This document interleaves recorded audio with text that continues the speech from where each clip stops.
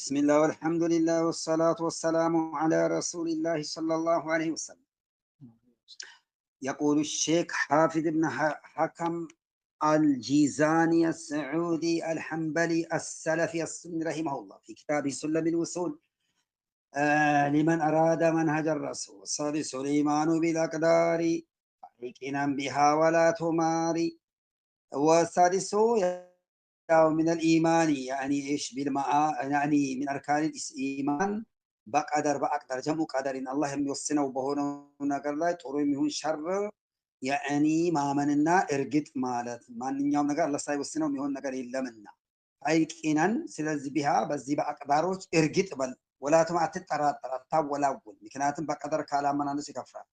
فمن لم يؤمن بالقدر خير وشره أحرقه الله بالنار والنار. قدر على من بخير وبشرهم الله يسأل بدوال.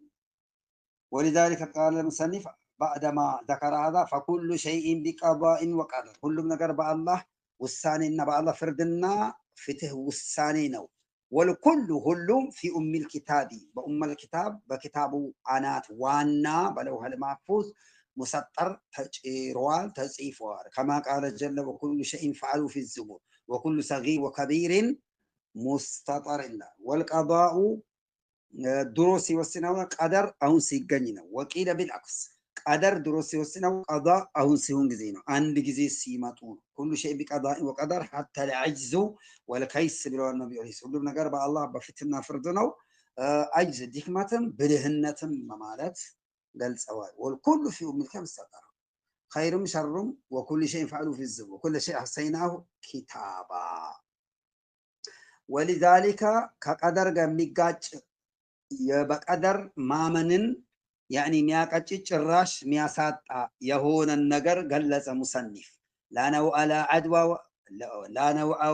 አድዋ ወላ ጠይረ ወላ አማ ቃደ አላሁ ተዓላ ሂወላ ላነው ላ አድዋ ወላ ጠይረ ወላ አማ ቃደ አላሁ ተዓላ ሂወላ نوع مالت يعني نوع مالت يلم النف يقتضي فساد المنفي يعني بمعنى نوع مالت يعني مطرنا بنوع كذا بندي عينت كوكب زنام ጠጥተናል ብሎ ማለት አይቻልም ነው።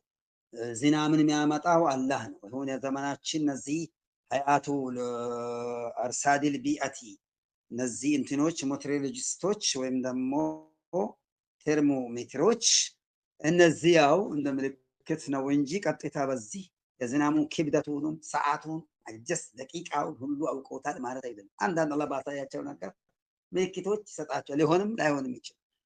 ሙጥርና ቢነው ይከዛ በእንዲህ አይነት ዝናም በኮከብ ዝናም ጠጣን ማለት ሙጥርና ቢነው ይከዛ ለአድዋ ደግሞ ኢቲቃዱል አድዋ በጃሂልያ አንድ በሽታ በራሱ ጊዜ ወደ ጤነኛው በሽተኛ ራሱ ወደ ጤናማው ዘንድ ይራመዳል በራሱ ጊዜ ብለው ኢቲቃድ የሚያደርጉ ነገር ነበረ ማለት ሰበብ ሊኖር ይችላል።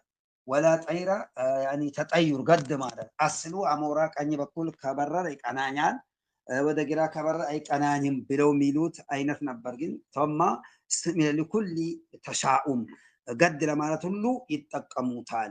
ላ ያኒ አጥር ሽርክ ተብሏል ሐዲሱ ናርስ አን ጥያራ وكذلك كان رسول الله يتطير ይሄ ዳኡል ኡማሚ ቀብለና ከኛም በፊት የነበሩ የካፊር የካህዲያን የሆኑ ሰዎች በሽታ ነውና ያው እንግዲህ ተጠዩር አይቻልም ነው። ወላ አማ ቀደላ አላህ ከወሰነው ከፈረደው ነገር ተዓላ ከፋለ አላህ ወላ ታውል አምልጦ ሸሽቶ ማምለጥ አይቻልም። ሰው በቢልሃት በብልጠት ሕክምና በመስራት መከላከያ በመስራት አይዲንም። ነገር ግን አላህ የፈቀደው ነገር ሰበብ ማድረሱ ተገቢ ነው። ሆነም ቀረ አላህ የወሰነው ነገር ሰው ልጅ የተለያየ ጥረት ስላደረገ አይዲንም አይቀርም። አላህ የወሰነው ግን ፈቀደልን ማለት አላህ ፈቀደ ያዘዘንን አስባቦችን ምክንያቶች ማድረስ አለብን። ስኬታማን ብንሆን ችግር የለውም፣ ባይሳካልንም አንጨነቀምም። ምክንያቱም ማድረስ አለብን እኛ አድርሰናልና። نعم لا غولا غول ميلم غول مالت وهي التي يعتقدون وهي ما يعتقده أهل الجاهلية من أن الجن تتراءى لهم في الصحراء برها لا يشوا على ميدا لا يجين بقبلا تذلهم طريق منقد تاسيتنا الله بلو ميلو اعتقاد نبر ይላል።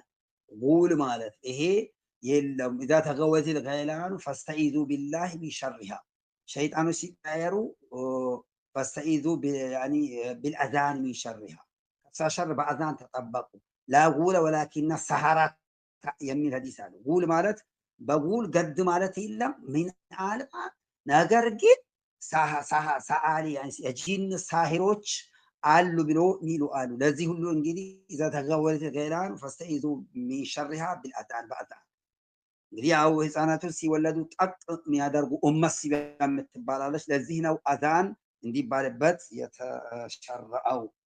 ለሃመታ ሃማም የለም። ሃማ ማለት አንድ ሰው የተገደለ ከሆነ ለተገዳዩ ብቀላ ካልተወጣለት ካልተባቀሉለት ሩሁ መታ እስቁኒ ቢላት ረብሻ አጥጡን ይችላል።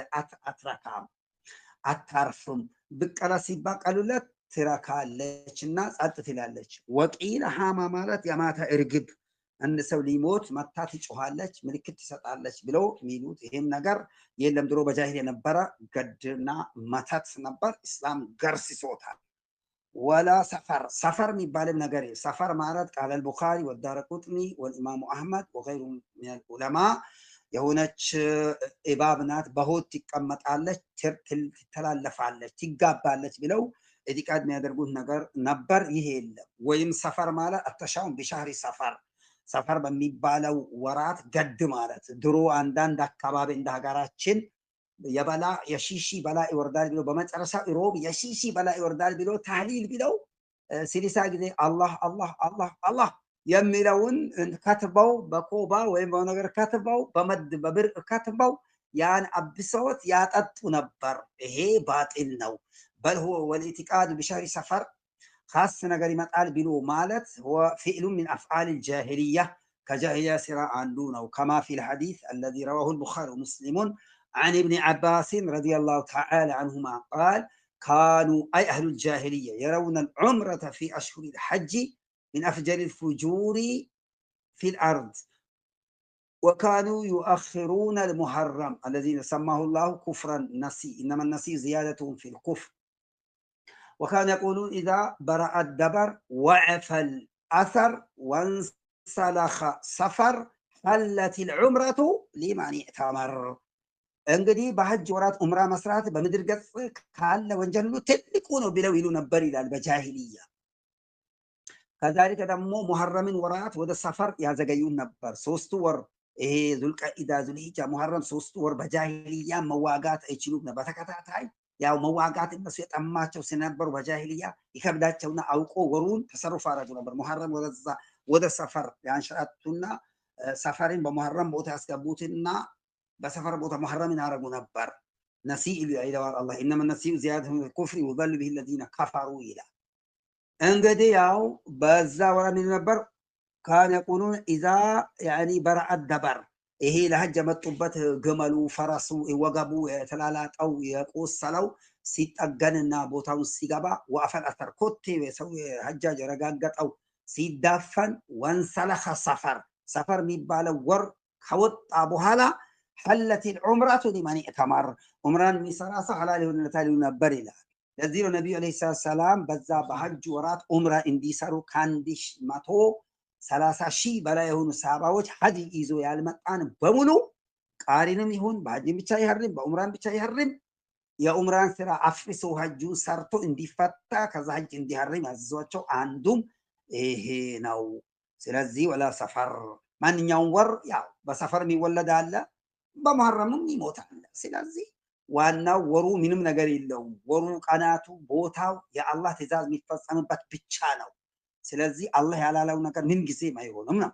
ሰፈር ወራት ገድ ልክ በሀገራችን ካፊሮቹ ይሄው ግንቦት ወር የሚባል ይፈራሉ፣ ጥቁር አርዳሉ፣ እንደው በቃ ያመልኩታል። ይሄ ተሸቁ ቢል ኩፋር። ስለዚህ ወራቶች አላህ ኹሱሲያ ኢባዳ ሰጣቸው እኮ እንሰጣቸዋለን። ለምሳሌ ረመዳን ወር እንጾማለን፣ የሐጅ ወራት ሐጅ ይደረጋል። ሳምንታዊ ኢባዳዎች፣ ዕለታዊ ኢባዳዎች፣ ዓመታዊ ኢባዳዎች ሸሪዓ ያደነገገው እንጂ ከዛ ውጭ ለወራቶች፣ ለቀናቶች፣ ለድምጾች ቦታ መስጠት አጉል ኢምናን የአቂዳ ብልሽነት ነው የሚያሳየው። كما بذا أخبر سيد البشر كما في صحيح من حديث أبي هريرة أن النبي صلى الله عليه وسلم قال لا عدوى ولا طيرة ولا هامة ولا غولة ولا نوء الحديث እንግዲህ ያው ይሄ ከቀደር ጋር የሚጋጭ ስለሆነ ሙሰኒፍ ከቀደሩ ጋር ጎን ተናገረው።